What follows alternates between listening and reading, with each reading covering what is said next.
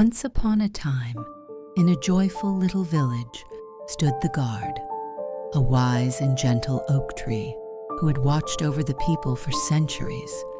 His giant branches stretched into the sky, his leaves shimmered like emeralds, and his mighty trunk held the memories of ages long past.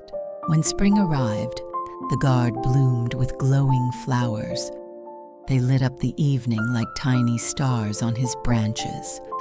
The villagers would gather below, smiling as the soft light warmed their hearts and reminded them that magic still lived in their tree.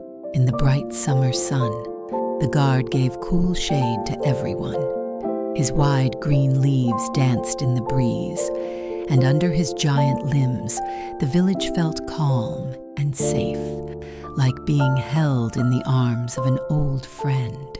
In the bright summer sun, the guard gave cool shade to everyone. His wide green leaves danced in the breeze, and under his giant limbs, the village felt calm and safe, like being held in the arms of an old friend. A little girl named Lily ran to the guard and wrapped her tiny arms around his rough, strong trunk. "Please get better," she whispered. And though he didn't speak, the guard heard her. The village elder stroked his beard and looked up thoughtfully. "Our guardian tree is sick," he said softly. "But if we work together, we can help him heal." And so, the search began. The villagers looked high and low, under bushes, around roots, and even up in the branches.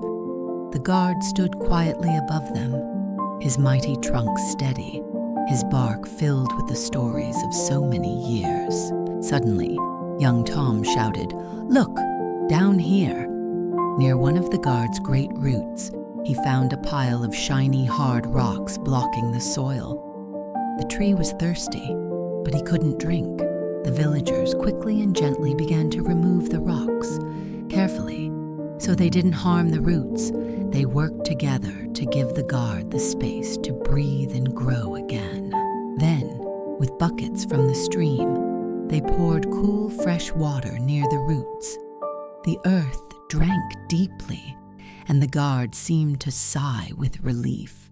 The first step toward feeling better. The next morning, something wonderful happened. A few leaves on the guard's highest branches lifted, not brown, but green. The glowing blossoms returned, flickering softly in the breeze. Soon, all his leaves had turned bright green again, and the birds returned to sing their cheerful songs. The guard was strong once more, tall, proud, and full of life.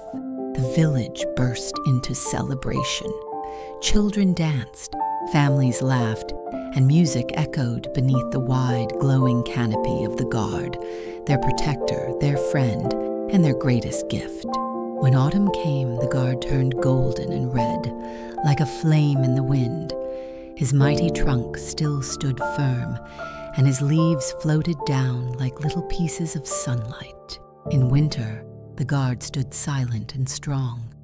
Though his branches were bare and the snow covered his bark, he still watched over the village, peaceful, proud, and waiting for spring to return.